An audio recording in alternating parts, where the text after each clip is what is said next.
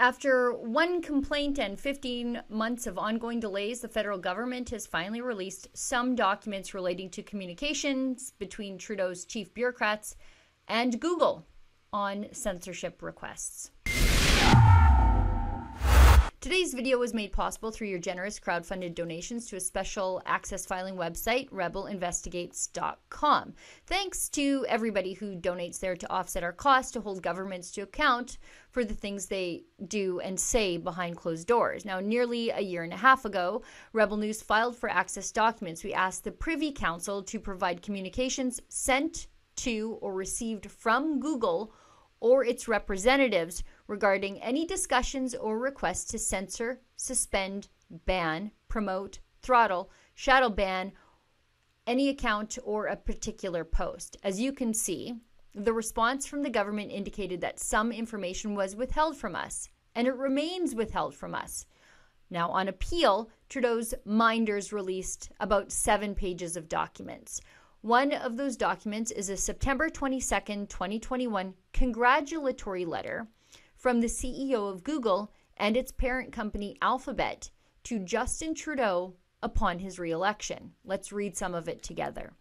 We are grateful for the constructive relationship that we have enjoyed with your government working together to resolve high priority issues.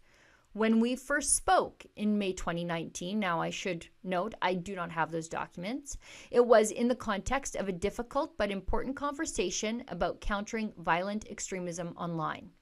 I'm pleased to tell you that we have made significant advancements in keeping our users safe and our platforms free of illegal content. Although it remains challenging work, it is high priority for our company. Now here comes the promise to work closely with Justin Trudeau to censor Canadians and spread government disinformation on behalf of Justin Trudeau. In recent months, our teams have worked closely to ensure Canadians have access to high quality and reputable information around COVID-19 while promoting the safe and effective use of vaccines. You have set out an ambitious, wide-ranging agenda to examine issues relevant to the internet and its users in Canada.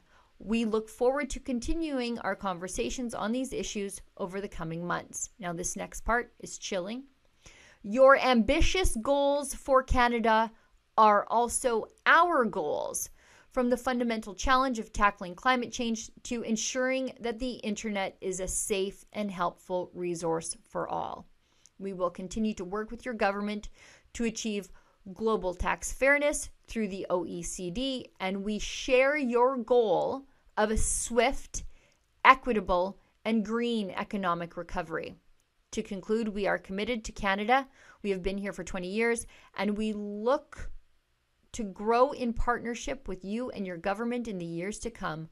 Please never hesitate to reach out if I can be of assistance. Sincerely, Sundar Pichai, CEO, Google and Alphabet, and Trudeau ring kisser.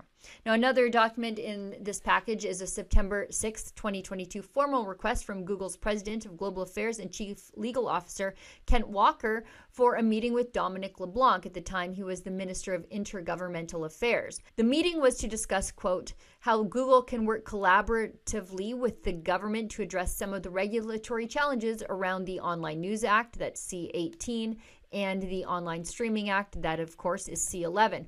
Walker said in the meeting that he would speak to, quote, ways in which Google is promoting online safety and combating disinformation by maintaining information quality and encouraging civic engagement. Now that, friends, is a very long way to say censorship, isn't it?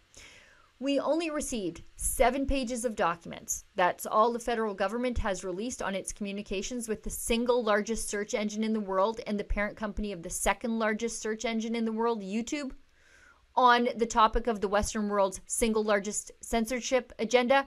After repeated promises to work closely with the government to censor users and push the government agenda on COVID, on vaccines, and on climate change, I don't believe it. How many pages do you think they're withholding? I'll keep asking as long as you keep helping me at rebelinvestigates.com. For Rebel News, I'm Sheila Gunn-Reid. If you'd like to help us get access to these important communications between Google and the Privy Council, please consider making a donation at our investigations website, rebelinvestigates.com.